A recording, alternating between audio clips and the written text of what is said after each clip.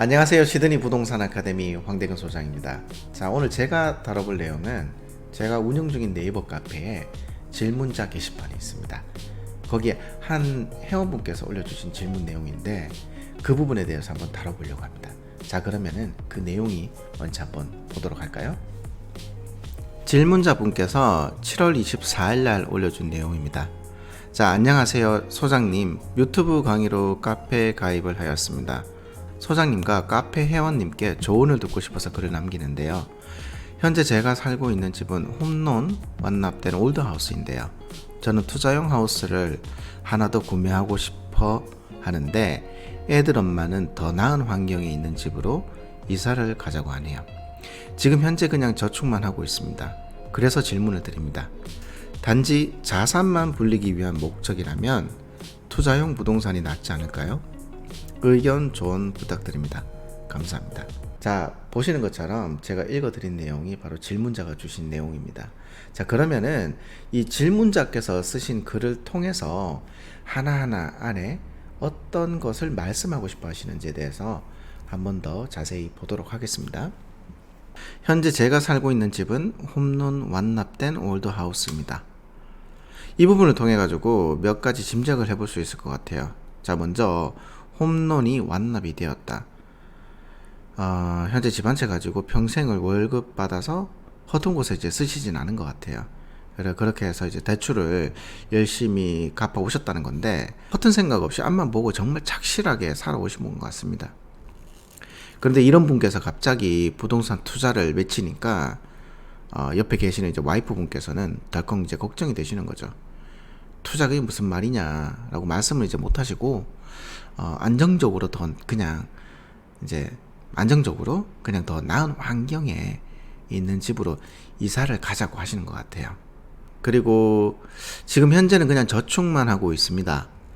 여기서 질문자분의 심리가 잘 나타나는 것 같은데 저는 정말 투자해서 노후 대책을 하고 싶다라는 것을 표현하고 싶어 하시는 것 같고요. 단지 자산만 불리기 위한 목적이라면 투자용 부동산이 낫지 않을까요?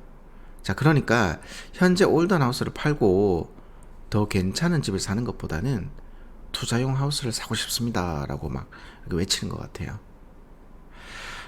이분을 위해서 제가 드릴 수 있는 조언은 부동산 투자, 투자 다 좋아요. 노후 대책으로 많은 분들께서 보는 것이 실제로 이제 그 은퇴 후에 내 사업 혹은 이제 내 가게, 음식점, 레스토랑 차리셔서 이제 오픈하시는 것을 이제 꿈꾸시는데 직원에서 내가 사장으로 한번 다른 인생을 살아보시기를 원하고 그리고 이제 어떤 분들께서는 부동산을 통해 가지고 노후 대책을 생각하시는 분들도 이제 의외로 많죠. 그게 다 좋아요.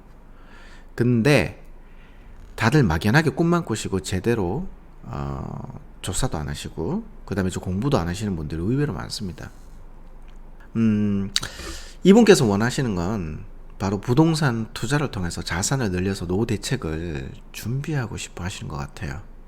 근데 위에서 말씀드렸다시피 평생을 안전하게 월급 받는 걸로 대출을 갚아 오면서 생활하신 분이다라고 했을 때는 어느 날 우리 부동산 투자하자고 내 평생을 같이 살아온 파트너분한테 이야기를 하니 아내분께서는 많이 이제 걱정을 하시는 것 같아요. 자, 그래서 와이프분을 먼저 설득을 하셔야 합니다. 진짜 부동산 투자를 하고 싶으시다라고 하면은 부동산 투자를 통해서 두 분의 노후 대책을 해야 하는 이유를 먼저 그 부분에 대해서 먼저 잘 이야기를 해보셔야 돼요. 자, 가령 예를 들자면은 앞으로 부동산 투자를 어떤 식으로 할 건지 그런 걸 구체적으로 계획을 세우셔야 합니다. 예를 들어서 앞으로 10년 뒤에 투자용 부동산 세 채를 마련하고 싶다. 그래서 3년 간격으로 하나씩 늘려가자. 그럼 이제 10년 후에는 집 세 채가 되겠죠? 그리고 첫 번째 집과 두 번째 집 집값 상승 한 30에서 40만 불 정도 수익을 내서 집 정리를 한 뒤에 이제 그 절반인 20만 불은 우리 생활비로 쓰고 나머지 20만 불은 나머지 이제 대출금을 갚도록 하자. 예를 들어서 이렇게 구체적으로 설명을 해드리는 겁니다. 뭐 이렇게 꼭 하라는 게 아니라 이렇게 이제 구체적으로 설명을 해주시라는 거예요. 더 나은 환경에서 사는 것도 좋지만 이제 뭐 100세 시대 앞으로 애들 결혼하고 우리 은퇴하고 나면은 애들한테 용돈 받아 쓰는 것보다는 짐이 덜 되게 우리 힘으로 해보자 라고, 그렇기 때문에 노후에 우리도 돈이 있어야 된다. 이렇게 이야기를 한번 해보시라는 겁니다. 그렇지 않고 그냥 이제 막무가내로 뭐 노후 대책 해야 하니까 우리 그냥 부동산 투자나 해보자 그렇게 말만 하면은 절대 와이프분을 설득하지를 못하실 거예요. 아니 뭐 그 누구도 제가 봤을 때 설득을 못해요. 그리고 또 이제 그 부동산 공부하는 모습도 보여주셔야 됩니다. 공부를 해야 성적이 좋게 나오겠죠. 예. 그러니까 부동산 공부를 해야 실수를 줄이실 수 있다는 거예요. 그리고 한 가지 더 팁을 드리자면은, 이번 투자가 만약에 혹시나 이제 첫 번째 투자라고 했을 때 작은 것부터 이제 해보시라고 추천을 해드리고 싶어요. 처음부터 이제 한 방 노리자고, 자 이번에 이제 큰 거 한 방 해가지고 이걸로 끝내자 그렇게 하시면은 그만큼 큰 리스크를 가지고 가시게 되세요. 그렇기 때문에 설령 실패하더라도 자 우리 가족들 삶에 크게 영향을 끼치지 않을 정도의 부동산 사이즈를 목표로 해서 한번 해보시라고 말씀을 드리고 싶습니다. 왜냐면은 글 중에서 투자용 하우스라고 말씀하셨는데, 하우스를 투자용으로 가지고 있을 때 렌트 수익이라든지 지출금 이런 것이 이제 어떻게 되는지 아시는 분인가 해서 저기 말씀드리는 건데요. 왜냐하면 하우스라는 거는 투자 대비 렌트 수익률이 절대 좋지가 않은 그 부동산이에요. 가령 예를 들어서 1밀리언짜리 아파트를 구매하시면은 이 집을 갖다가 이제 렌트를 주세요. 그러면 보통 이제 한 주에 800불 정도는 무난히 나와요. 근데 하우스는 650만 나오도 진짜 잘 나오거든요. 자, 이미 여기서 주에 150불 정도가 차이가 나죠.